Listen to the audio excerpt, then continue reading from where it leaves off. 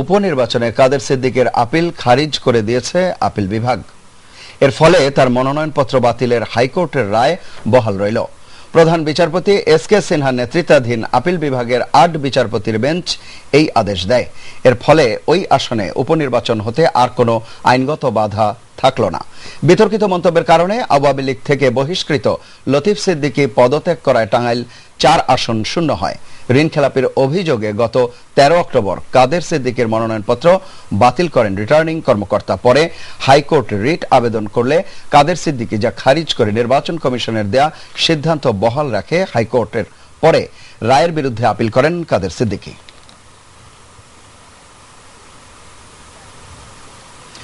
জেলা পরিষদের প্রথম নির্বাচনে নির্বাচিত ১,১৬৯ সদস্যকে শপথ পড়ালেন স্থানীয় সরকার, পল্লী উন্নয়ন ও সমবায় মন্ত্রী ইঞ্জিনিয়ার খন্দকার মোশাররফ হোসেন। সকালে রাজধানী ওসমানী স্মৃতি মিলনায়তনে এই শপথ অনুষ্ঠিত হয়। প্রথমে মন্ত্রী শপথ পড়ান ঢাকা, চট্টগ্রাম, সিলেট ও ময়মনসিংহ বিভাগে জেলার নির্বাচিত ৫৫৮ জন সদস্যকে। এরপর শপথ নেয়ার কথা রংপুর, রাজশাহী, বরিশাল ও খুলনা বিভাগের ৬১১ জন সদস্যের।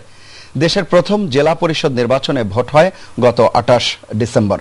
৩ পার্বত্য জেলা বাদে বাংলাদেশের ৬১টি জেলা পরিষদে ২০১১ সালের ১৫ ডিসেম্বর জেলা পরিষদের প্রশাসক নিয়োগ দেওয়া হয়েছিল। ১৬ ডিসেম্বর ১,১৮৬ জন সাইক্লিস্ট এক লেনে সাইকেল চালিয়ে বিশ্ব রেকর্ড গড়েছেন। রাজধানীর মানিক মিয়া এভিনিউ থেকে ফার্মগেট হয়ে বিজয় সরণি, তারপর মহাখালী হয়ে গুলশান, বাড্ডা পেছনে ফেলে ৩০০ ফুটে সমবেত হন সবাই। গিনেস ওয়ার্ল্ড কর্তৃপক্ষ মঙ্গলবার তাদের ওয়েবসাইটে বাংলাদেশের এই রেকর্ড তুলে ধরে। এর আগের রেকর্ডটি ছিল যুক্তরাষ্ট্রের একদল সাইক্লিস্টের। ২০১০ সালে যুক্তরাষ্ট্র ৯১৪ জন সাইক্লিস্ট নিয়ে রেকর্ডটি গড়েছিল। ২০১৫তে এসে বসনিয়া হার্জেগোভিনা ৯৮৪ জন সাইক্লিস্ট নিয়ে চলন্ত সাইকেলের দীর্ঘতম একক সারির রেকর্ডটি নিজেদের করে নেয়। ব্রাহ্মণবাড়িয়ায় নবীনগরে বাঁশের সাঁকো দিয়ে প্রতিদিন পারাপার হচ্ছেন ফতেপুর, নবীপুর, লাপাং, দড়িলাপাং, চিত্রি, ইসলামপুর, নরসিংহপুর, নবীনগর, পশ্চিম ইউনিয়নের হাজারো মানুষ। মাত্র একটি সেতুর অভাবে গ্রামগুলোকে পিছিয়ে দিয়েছে অনেক দূর। অন্ত নেই দুর্ভোগের। দর্শক, নবীনগর প্রতিনিধি শ্যামা প্রসাদ চক্রবর্তী শ্যামলের রিপোর্ট জানাচ্ছেন রাজিয়া সুলতানা স্মৃতি।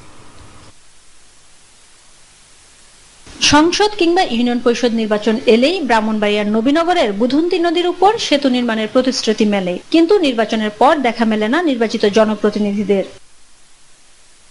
তাই গ্রামবাসী নিজেরাই নির্মাণ করেন বুধন্তী নদীর উপর ৩০০ ফুট লম্বা বাঁশের সাঁকো। এ সাঁকো দিয়েই প্রতিদিন চলাচল করেন ফতেপুর ও আশেপাশের গ্রামগুলোর হাজার হাজার মানুষ। ১৫ বছর ধরে প্রতি বছরই সাঁকোটি মেরামত করছেন গ্রামবাসী।